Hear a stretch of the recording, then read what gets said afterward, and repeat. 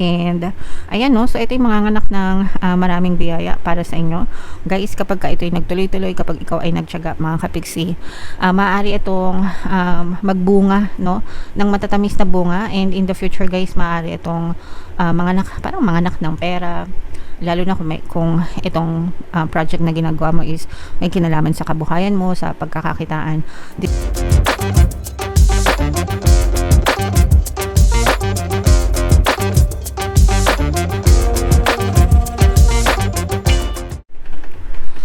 Hello guys, hello Leo. Welcome back to Pinoy Pixie Tarot. Ang pamagat ng episode natin for tonight is Story Mo Ba To? Ito ay isang timeless reading mga kapiksi para sa Leo, Sun, Moon, Rising Sign, and Venus.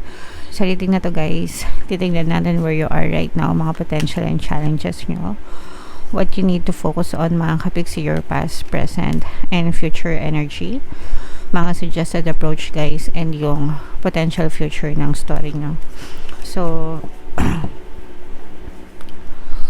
unahin natin tong deck na to guys. Wow, victory, tagumpay. Mga kapiksino, your prayers have been heard and answered. Have faith mga kapiksi, magtiwala lang kayo no. Dinidinig ng nasa taas yung mga dasal nyo, and sasagutin yan guys, palagi naman sumasagot yan sa atin mga kapiksi, basta magtiwala lang kayo, magkaroon kayo ng pananampalataya mga kapiksi, magantay kayo.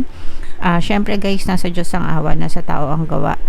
Dapat meron din kayong kilos or paggawa no, na or pagkilos na ginagawa sa inyong physical reality mga kapiksi, okay?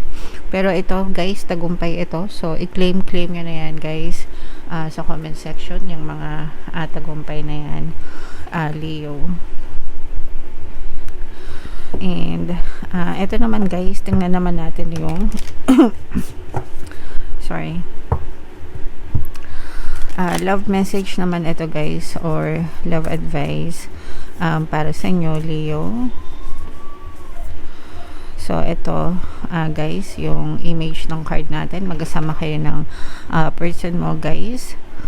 Beware of what you are projecting, for the qualities you admire in one another are qualities you both possess. So equally so, the qualities you don't like are also your own reflection. Ito guys, ibig sabihin nito, mag-ingat kayo sa kung ano yung fino-focus ng attention nyo dun sa relationship. Kasi kung ano yung fino-focus ng attention nyo, yun din yung nagre-reflect pabalik sa inyo. Pag palagi mong iniisip na yung person mo salbahe, sinungaling, manloloko, wala nang ginawang katinoan, yun din yung magre-reflect dun sa relationship nyo mga kapiksi. Kapag palagi mong sinasabi na malas ka sa pag-ibig, palagi kang iniiwan, palagi kang pinagpapalit, palagi kang niloloko, it will be reflected back to you in your physical reality, okay? Pero kapag palagi mong iniisip na mabait ang person ko, loyal siya sa akin, faithful siya sa akin, mapagkakatiwalaan siya, yun din yung i-reflect sa inyo, magre-reflect sa sitwasyon nyo. And pag palagi mong sinasabi na swerte ka sa pag-ibig, swerte ka sa relationship no, minamahal ka, inaalagaan, affectionate yung partner mo, yun din yung may experience mo sa iyong physical reality. So you have to be careful of what you're always projecting guys sa inyong relationship no, kasi yun yung may experience nyo.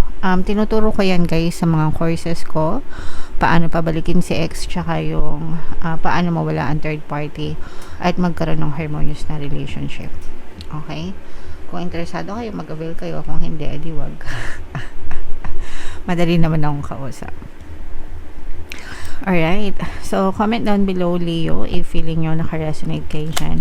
So shuffle natin to guys, hanapin natin yung energy ng Leo. Habang sinashuffle ko to, panoorin nyo muna guys yung video natin regarding sa ating paano mag-manifest ng abundance video course. Kapiksi, sawa ka na ba sa mga struggles at hirap sa buhay mo? Masipag ka ba at masikap sa buhay ngunit hindi ka pa rin umaasenso? Ilang beses ka na bang nag-attempt mag-negosyo at mag-invest pero palagi ka pa rin nalulugi? Sa pagkakataon na ito ay maaaring may subconscious beliefs ka na nagiging balakid sa iyong pag-unlad at pagyaman. Introducing, paano mag-manifest ng abundance video course. Dito ay matututunan mong ma-overcome ang mga balakid mo para tuluyan ka ng umunlad, umasenso, sumagana, maging matagumpay, successful at maswerte sa iyong kabuhayan, pera, trabaho, negosyo, salapi at kaperahan ng bonggang-bongga. Dali, mag-send na ng email sa pinoypixie@gmail.com at simulan na ang iyong pagyaman ngayon. Alright, so sa lahat ng gusto mag-avail ng course guys, mayroon tayong paano mag-manifest ng abundance video course, paano mawala ang third party at magkaroon ng harmonious na relationship, paano pabalikin si ex reverse breakup. Sa mga interesado guys, mag-send lang kayo ng email sa pinoypixie@gmail.com. And sa mga naghahanap ng pampaswerte guys, mayroon tayong money shaker jars at saka ito guys. Ito yung ating WhatsApp number nandito sa screen. Chat nyo lang ako dyan guys, ilalagay ko din sa comment at sa description box. So, Leo, kayo ay na-represent ng King of Wands sa ating spread mga kapixie. Kung ano lang yung makaresonate sa inyo guys, take that message. Ito guys, no, for some of you, ito yung iba sa inyo parang meron kayong mga sisimula ng mga bagong proyekto, bagong simula, bagong journey, bagong adventure sa buhay nyo mga kapixie, and parang matagal nyo na itong pinaplano. Very excited kayo actually, no? Very excited kayo dito sa bagong project na to or bagong ganap sa buhay nyo mga kapixie.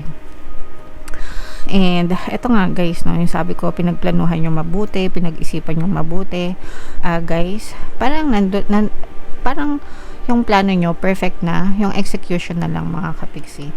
Ibig sabihin ng execution yung pagganap na lang dun sa mga plano nyo, no? Syempre hindi nyo naman makikita yung resulta kung hanggang plano lang, dapat merong pagganap or pagkilos guys, okay? And umaayon yung mga oportunidad guys sa paligid nyo, umaayon dito sa plano mga kapixie, okay? So maganda yan guys, no? Kasi ibig sabihin talagang nagiging pabor sa inyo yung mga sitwasyon, at saka parang hindi lang siya isang direksyon mga kapixie, parang marami kayong alternatibo, no? Kumbaga hindi lang plan A, parang meron kayong plan B, plan C, plan D, ganyan. So maraming parang multiple routes, no? Yeah, so maganda yan kasi marami kayong chance, no? Maraming pwedeng subukan, no? Ika nga, para maging successful itong gusto mong gawin sa buhay mo, itong mga plano mo, Leo. And hindi ka nag-iisa guys, no? Kasi for some of you, may mga tao na willing na tumulong sa'yo, umalalay, at saka may mga tao na natutuwa, no?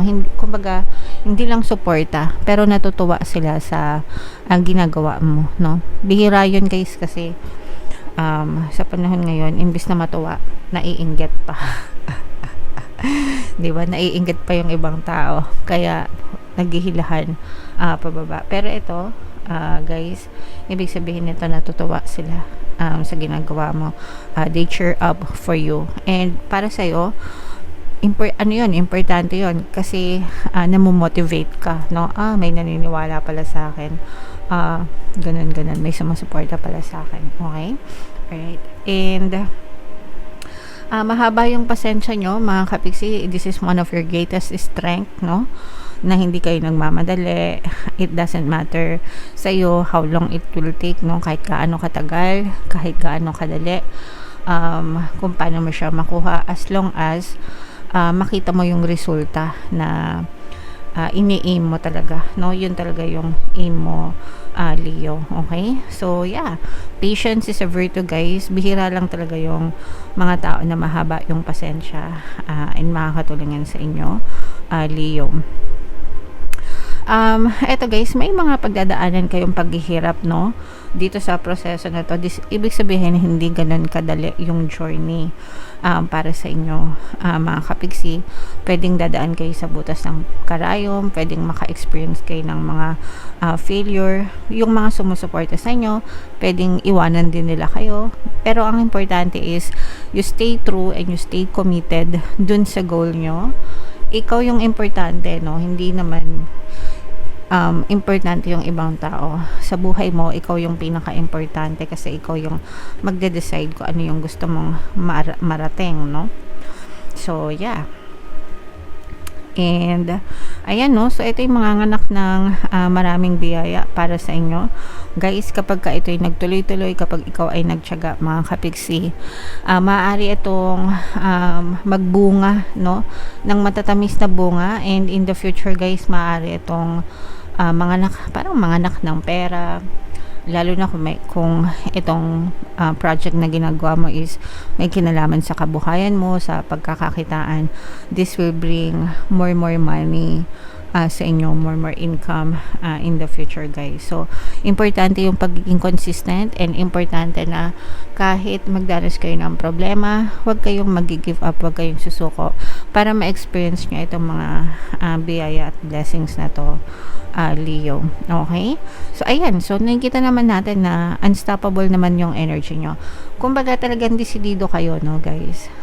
Buo yung loob nyo, parang sumumpa kayo sa sarili nyo na hindi kayo titigil hanggang hindi kayo nagtatagumpay. Ito nga no yung message sa inyo kanina, 'di ba, sa simula pa lang, nasa inyo ang tagumpay no. So make sure na wag nyong bitawan itong tagumpay na to guys. Wag kayong titigil hanggang hindi kayo nagtatagumpay sa buhay nyo, Leo. Okay? Alright. And ito, makakaangat-angat din kayo. Itong ginagawa nyo na to guys is para makarecover kayo sa buhay nyo, makabawi kayo, no? Parang yun din yung punot dulo kung bakit nyo sinisimulan itong project na to, para makabawi kayo sa buhay nyo, mga kapiksi. Okay? So ginagawa nyo to para sa sarili nyo, at saka para na rin sa mga taong nagtitiwala sa inyo, mga kapiksi. Alright? And babalik yung mga sumusuporta sa inyo, 'di ba? Sabi ko sa inyo kanina, maraming naniniwala sa inyo, natutuwa sa inyo, sumusuporta sa inyo. And while some of them may leave you, ibig sabihin yung iba sa kanila, pero pwedeng iwanan ka, pero babalik din sila sa inyo, mga kapiksi. Okay? So, again, no, ang importante is you stay true to yourself, you stay true, you stay committed dun sa goal mo, mga kapiksi, kasi ikaw naman yung importante talaga sa mga goals mo. Ikaw naman yung importante sa kung ano yung gusto mong ma-achieve sa buhay mo, Leo. Okay? Alright, so yeah, comment down below, Leo, if eto guys, i-mind mo nyo tong maraming opportunities na to, itong more money, more income, itong mga pagbangon guys, yan yung, at saka yung victory, no, yung success na sinabi ko kanina. Yan yung mga magagandang nakita natin para sa inyo. Deserve nyo yan, Leo. And for more tarot readings guys, ito yung playlist nyo. Ito naman yung ating success stories ng paano mag-manifest ng abundance video course. Panoorin nyo itong video natin guys about money shaker jars. Thank you for liking, sharing, and subscribing. See you next time guys. I love you all. Have a nice day. Bye-bye.